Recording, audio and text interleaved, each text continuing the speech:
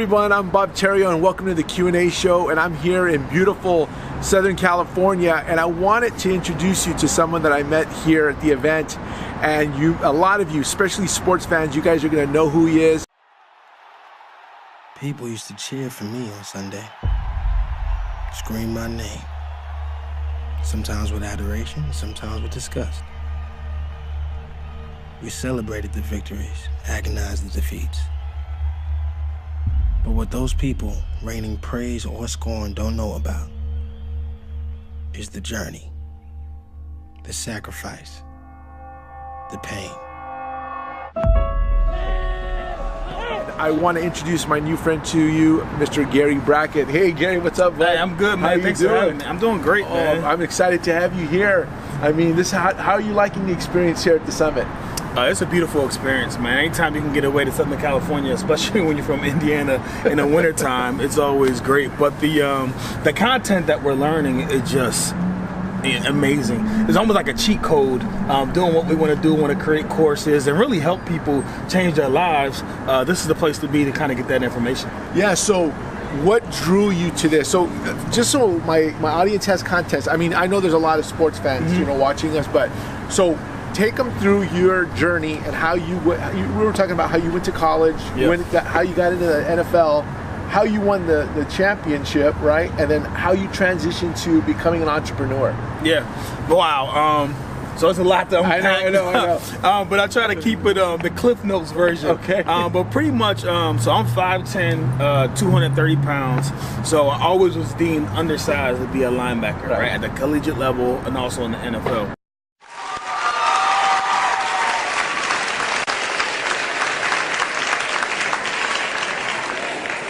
There's so many things that I remember about Glassboro High that really just spark a special nerve inside my body. But you know, there's some stories that really just touched me to my heart, you know, that really got me going and motivated me. One of the stories is when I was a freshman, I mean, it's a big to-do to play freshman, to play on varsity football team, you know. And at the time, I was a little undersized and I wasn't quite physically developed enough for varsity maybe. But one game, I think it's Clearview game, it's pretty cold out there, Clearview game, Thanksgiving game. So I'm on the sideline where I'm normally am doing a varsity game, you know, right by the cooler with all the refreshments. But I had my jacket on, man, and I can remember my family screaming my name like, I mean, we're up maybe 21, 35 points, and they're screaming, put Gary in, put Gary in. And I'm just like, man, maybe I get the chance to go out there varsity football, man, really make my day, really be special to me. So they're screaming loud, so Coach Clear, he sees them, and he recognizes it. So then he calls me over and says, Brian, get over here. So I come over there, he says, them people, they're calling your name. I said, yes, Coach. He said, go see what they want.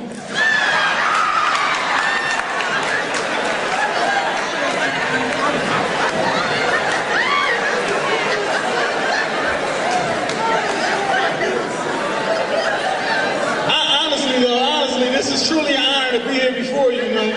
I'm very humbled by this moment, and I'm very blessed to be in this position that I am right now. The one thing they can't measure is your heart, and I had an opportunity to go to Rutgers University in New Jersey as a walk-on.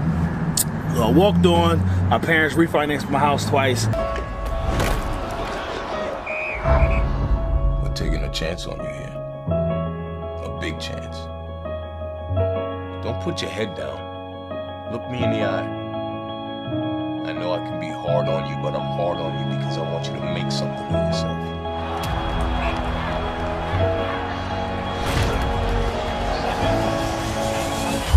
If you're serious about playing the pros, which I know is in your future, then there can't be any excuses. It is all on you. In the third year, my parents called me and says, Gary, we had the tuition bill. And I'm like, all right, I'm a young kid, money grows on trees. Like, right, They don't have no clue. Yeah, pay the bill. Like, what are you talking? What are you calling me for? I don't have money. And then they said, hey, we don't have any money, and all the equity is tapped out on the house. Like, you have to come home and enroll in community college. And I was just broken. And I talked to my coach at the time and told him what was going on because I was a walk-on. I didn't have a scholarship. I was paying $14,000 a year in tuition. Right. I told him that I needed to go home, and my position coach was like, "Man, like, what are you talking about? Like, you're a second team. Like, someone gets injured, like, you're the starter. You're on every special team. Up next. Yeah, like, you're like, what are you talking about? Right, like, right. He's like, I'm not on scholarship, and then he was like, you're not on scholarship? Like, what you're one of the better kids. Right. Like, I'm just not on scholarship. So he told my head coach at the time, Terry Shea, unfortunately, he gave me a scholarship, man. It really changed my life. But this moment is what's really changed my life. So I go down into the weight room. I've already packed my 1989 sky blue Hyundai hatchback, so to the brim, everything I own, and I already dapped up all my friends, just told them that I'll be leaving. Right. And then at the time, I went inside the locker room, and there was a gentleman, and we were making a commotion about, me having a scholarship, me being able to stay, and then he told me, man, he said, scholarship, so you should worry about starting. And I was like, who, me as the starter? Like, I just wanted an education to pay for my tuition, right? First person in my college to graduate, and I never thought of myself as a starter. And Division I, I mean, we're playing Miami, Virginia Techs, and then that night I didn't sleep, and then I convinced myself, like, man, you got what it takes to be a starter. Like, someone's just so the light bulb went off. The light bulb went off, man. And so many times in our lives, we convince ourselves that we don't have the ability to be great. Like, that's them running a successful business. That's them as a successful coach. Right. That's them with a great body. Right. That's not me. I'm not. I can't work out. That's not me. That's their genetics. Right. I got was a big boned it. Right. And there's so many lies that we tell ourselves. And at that moment, man, I convinced myself to stop lying to myself. That I have greatness inside of myself, and it's up to me to kind of harness that greatness and make sure that I show it to the world. Wow, that's inspiring. So your goal was to go to college and get out. You weren't even thinking NFL. No. I mean, at the time, it was foreign to me. I mean, I knew about the NFL. Right. At the time, I went to one NFL game my whole life. We scalped tickets for the Eagles, so we sat in the nosebleeds. That's the only experience I had in NFL, right? So I couldn't feel it, smell it, touch it. So I wasn't really familiar with the NFL. But what got me thinking, when I was in college, my senior season, we played Miami Hurricanes. At the time, Miami had 10 first-round draft picks in the NFL draft. And I competed with those guys. I had like 14 tackles all over the place. And I'm like, man, if I could play with these guys out here, there's no reason I can't make it to the NFL. At that time, they had 10 players who went to the NFL draft in the first round. Okay. So I'm thinking to myself, if I could compete at the collegiate level with these players, then I can compete at the next level in the NFL. And my mindset had already shifted, right? So I already told myself I deserve to be a starter. So now I'm just telling myself, like, hey, I deserve a chance at the NFL. Not really on anybody's radar right now, okay? I know. No one is recruiting me, but that's because no one wants to step up. Mr. Bracken. Yes, sir. Congratulations. You're on the Colts radar. The free agent, didn't get drafted. I came on and I walked on. Did you go to combine? No combine. There was 4 teams at my pro day. Okay. 4. Wow. Indianapolis Colts was one of those teams. But it's crazy, when I got to Indianapolis, it's like 90 guys to go to camp. The roster gets down to 53. Coach Dungy comes up to me and is like, hey, Gary, glad to have you here. You remind me a lot of Nate Webster, who was a guy who I looked up to, Miami Hurricanes, middle linebacker. And I was like, wow, Coach Dungy knows my name. Like, I didn't even think, I didn't know how I went. So from that moment on. They probably had watched so much film on you. Oh, yeah. I didn't even think about it. Right. But one thing that I always said, right, because you can't measure the intangibles. You can measure height, weight, your ability to jump, running. You can't measure grit. You can't measure my ability to learn, my ability to go out there on the fly and make decisions that are going to impact 10 other guys. Mm-hmm. So all those things is what I had, and Mike Dawes, who plays for Ohio State, he played with us, and he told me, and I took this from then on, like, you play the game from the neck up. Yeah, right? it's all in your head. It's all in your head. It's a mental game for you. And so many people look at football and life and they think it's a physical game. Right, and it's not. It's all mental. It's like playing chess. It's chess. Yeah. If you can play chess when everyone else is playing checkers, you're gonna win. Oh yeah, yeah. That's great. That's a great analogy right there. Yeah. So you got in, right? So do you remember the day that they called you, say you're on the roster? So what happened was the first preseason game we played Chicago Bears. Cordell Stewart, Anthony A-Train Thomas, David Terrell was the receiver, and our linebacker at the time had broke his hand in the first quarter. So before the game, they tell you, hey, Gary, you probably won't play defense. You're going to play special teams in the second half. Make sure you're engaged on the sideline. You're ready. So I'm like, all right, bet. When I get on the second half, I'm going to let y'all have it. Like, right. So I'm saving up. I'm getting ready. So the Mike linebacker broke his hand. They had drafted another guy who was the 5th round draft pick. And typically when they invest with you in the draft pick, they want to give you the opportunity to prove yourself. They just gave you some money. Right. So, but unfortunately during practice, he wasn't calling the calls correctly. He wasn't spending time studying the playbook. So the defensive coordinator didn't feel comfortable with him. They was like, man, this is the first team out there. I want to bring this guy out here who's not going to call the right calls, right? As a middle linebacker, I got to call all the calls, make all the adjustments. You're the defensive quarterback. Yeah, I'm the quarterback. Right. So first quarter, he says, he gets the call from above, and then he looks at me, he's like, Gary, you're in. And I was like, what? Did they know that you knew the playbook that well? They did. So my first practice, I played out of position. I'm a Mike linebacker, quarterback of the defense. So at the time they had 4 mics, so I couldn't get any reps. So I played Will, but one of the first plays they remember me by was a 2-minute drill. Peyton Manning was driving down the field. You know, it's against the second team. It's first training camp that I'm a part of. He threw a little wheel route, and I jumped it. I intercepted it, ran like 90 yards for a touchdown. So all the defense is going crazy. So like during the season, like I was making plays, and like anytime I got an opportunity, like I would make a play. Right. Or Edge and James would run around, and I'm step for step with him. So they're like, who is this kid like out here? And it was like I wasn't scared. Like I didn't look at them like it was Edge and James, it was Marvin Harrison, it was Reggie Wayne. I was like, that's number 88, it's number 32, it's number 18. Yeah. Right, they put their somebody pants on. have to stop. Yeah, exactly. Right. So that was my mentality. So I went out there and I competed at a high level. So he gave me the opportunity. So I started the rest of that preseason. So when it was time to call, funny story, they called my room. At the time I had a roommate, and the calls were going to be called before 5 p.m. So when he called me, it was like 4:30, and it was Steve Champlin. He's the guy that called you to release you. And hey, Gary, how you doing? And I was like, hey, Steve. You thought that was that call? I was like, man, I thought I did all right. Like, I thought y'all liked me. And then he was like, hey, is your roommate there? I was like, oh, yeah, my roommate's there. Hold on. Let me get him. He's right here. So I gave him the phone. And then after I gave him the phone, man, I guess that was it. Next day, I showed up at the office. Did you have tissue? Did you have tissue for him? Did you hand him a tissue? Man, so he had the big room. So after he moved out, man, I took my big room. I put all my clothes in there. I was like, man, I made it, man. I got 2 bedrooms. First time living on my own. I don't got a roommate. Like, I made it. So that was it, man. That's a cool story. Yeah. So then you get into the NFL. So you're a force, right? Because they were saying that you were probably one of the smallest linebackers at the time playing at that level, right? So take us up to your Super Bowl win. Like, that day, I mean, that must be like life-changing, right? Like, so before then, and I think this is what really made me the man I am today. So my first year in the NFL, I got a call in October that my father passed. Listen to me. I've seen many deaths. It's not gonna make sense. It's never gonna make sense, but that is a part of life. Hello? What's going on? Talk to me. He's gone. Okay, well, he needs shoes to be buried in. Yeah. And I ain't got the money. I ain't got the money for this casket, the funeral. Ma, I don't even want you thinking about that. I don't even know what my life is gonna be like without him.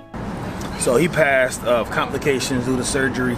He had heart disease, and so I was shooken up, right? Yes. So I go home, bury my father, taking care of my mother, and everyone always says when you're growing up, first thing you want to do as a young athlete, I want to buy my mom a house.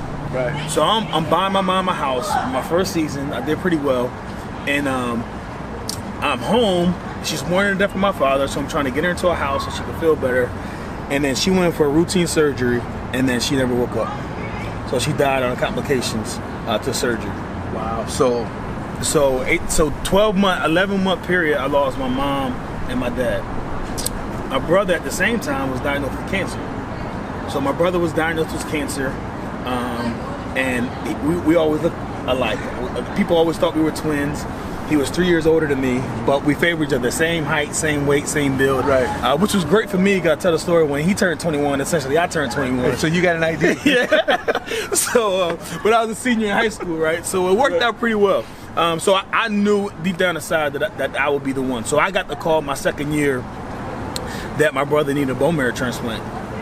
So I went home. I was a perfect match. I gave my brother a bone marrow transplant, and it really just gave me a different perspective about life, just about how life isn't guaranteed, how you need to really take full advantage of every opportunity.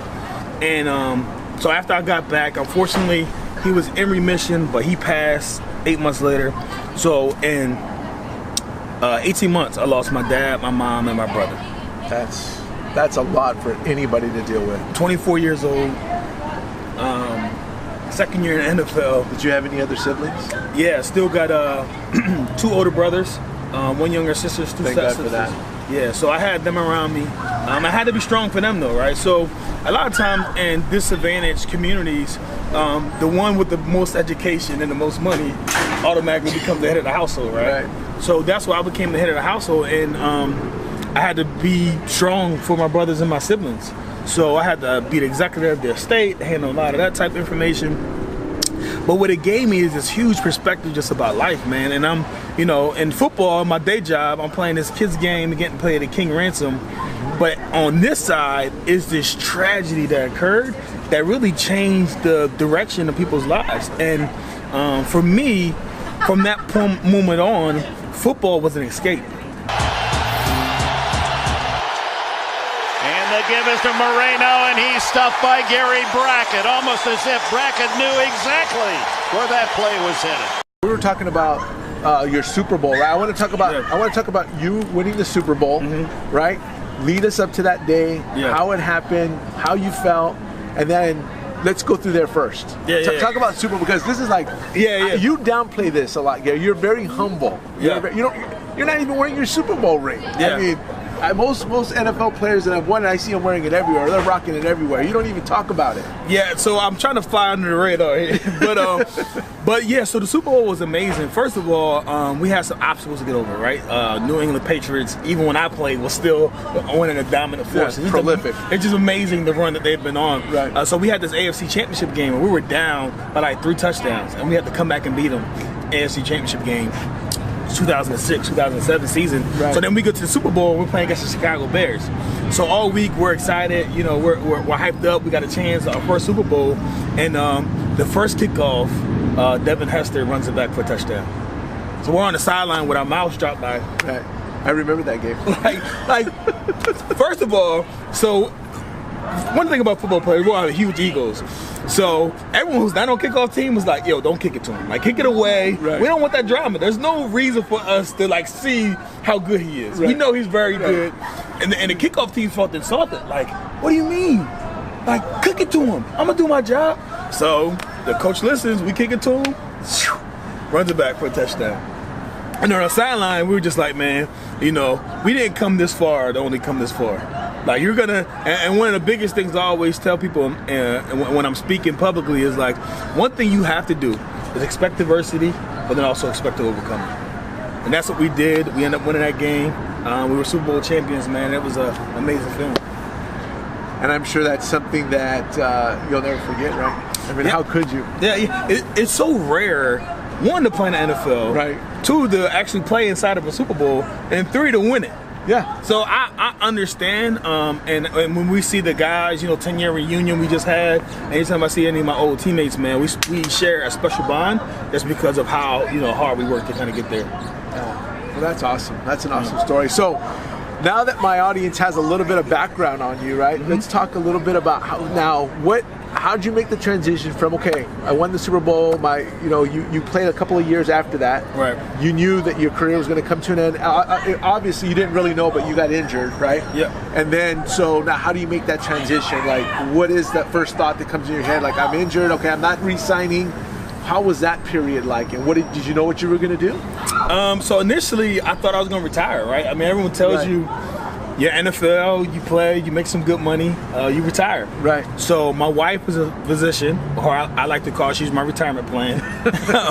But so at the time, she's working 60, 70 hours a week. My son is 3 at the time, and I'm golfing. Awful golfer, but I'm golfing like every day. I got tennis elbow, I'm swinging the club room, my back's hurting. And my son, he looks at me one day and he says, Dad, what do you want to do when you grow up? And I was like, what? Like, you see this house? You see this ring? Like, you see, what are you talking about? These trophies? Oh man. So another one of those life-changing moments when I thought to myself, man, I can't go out like this. I can't have my son view his father as, you know, a loser. Like, essentially, like, he's hanging out hanging out the house, drinking beers. And he sees mom go to work, he sees dad go play golf. Yeah, exactly. So I had to change the narrative. So I went back to school. I got my MBA from George Washington University. And with that, I always tell people, we all have our own toolboxes. And forever, on my own personal toolbox, the only tool that I use was the hammer. But the challenge is when you only have a hammer, every situation is like a nail. Right. So I didn't know how to really navigate outside of football. Right. In the locker room, if I have a disagreement, I can physically snatch you up and we can have that type of discussion. Well, you can't do that in corporate America. Right. So I had to figure out a lot of those software skills that I needed. And then at that time, I always knew I wanted to franchise, so I got into a franchising space with a company called Stack Pickle, local restaurant chain. And now I'm the CEO. We have 10 locations. I just started franchising out 2 years ago. We have 4 franchise locations. Wow. Congratulations on that. That's a feat. No, it is. So the huge news just came out.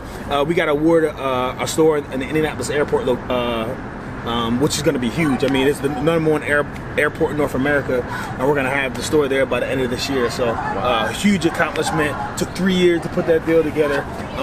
But with that, you know, now I'm just looking at, you know, how else can I coach or create this mindset of being a champion, this mindset of championship abundance. winner. Yeah, that winner mindset. Because I get asked all the time via Facebook and when I'm speaking publicly, like, man, like what can I do to kind of have your confidence, or what can I do to have your fearlessness? And for me, it's just that aha moment was just like, man, you know what? I need to create a course or some content around this and give people the tools that I've kind of learned and I've developed in order for them to be successful. So that's what's next on the horizon, is you're trying to put this thing together so that you can reach more people, right? Yeah. My goal in life, how I measure success, is how many other people I'm able to help. Yeah. And I think I see so many times when people have an awesome opportunity to do something great and they squander it because they weren't right up here.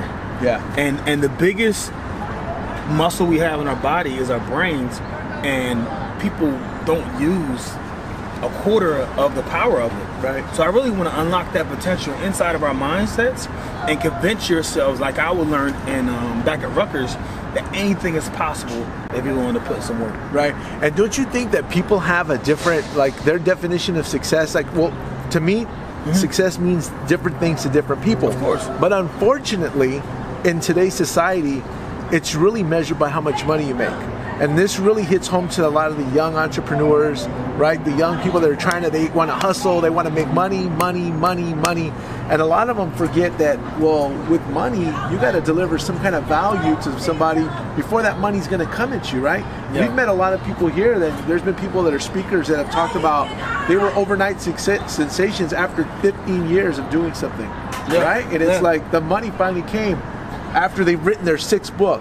The first 5 books, nobody heard about them. Yeah. So if the challenge of if you chasing the money and then out the gate you put the time in and you're not immediately successful financially, then your image of success, you're gonna give up, right? Because you're chasing something that you didn't obtain quick enough. So when you realize inside of your head, inside of your mentality, what's your why, what's your reason for doing things, how you view yourself in 5 years. How much money do you need to get there? I think your reality starts to change, and you have this paradigm shift where it's not always about money. It's about freedom. It's about health and wellness. Or I think Babe Ruth said when he was older, he's a very bad physical condition, obviously alcohol abuse, some other things. He said, if I'd known I'd have lived this long, I'd have took better care of my body. Right? Yeah, I've heard that quote. Yeah. Yep. But it's like success is like is your health and wellness not a part of your success story? Yeah. Like, if you have all the money in the world and you worked yourself 80 hours a week and now you can enjoy it, right? Is that successful? Yeah. See, a lot of people, and it's a mentality, right? They only think about today. Yeah. And there's just very successful people that only think about today. They don't think about tomorrow. Yeah. They don't think they're hustling, but it's like, what do I have today? What's in my wallet today? They're not thinking long-term health, wellness, their family. Right, a lot of people forget about their families and they work themselves to the bone, and their kids don't know them. Yeah. you know? And so it's sad, but it's hard, that work-life balance you hear. Like, I think it's kind of a little bit, is that really true? Are you always gonna have true balance? Not really, but you've gotta always keep things in perspective that there's a priority list. And what is your priority in life, right? Yeah. Is it your family? Is it your career? I mean, that's for each individual to make up their mind, right? So for me, when Coach Caldwell, he said this. He said, your best ability is your availability. So your best ability is your availability. We used to have players that were Pro Bowl players, Hall of Fame type players, but if you don't practice, if you don't show up to the games, if you don't play, like what good are you? Right. So your best ability, how available are you? Right. And I look at my family, like there's no definition of me being a great dad without me being involved and available in my kids' lives. Yeah. So I sacrifice financial wealth so that I'm available for my kids. Right. Yeah. And for me, that's success. Yeah. That's happiness.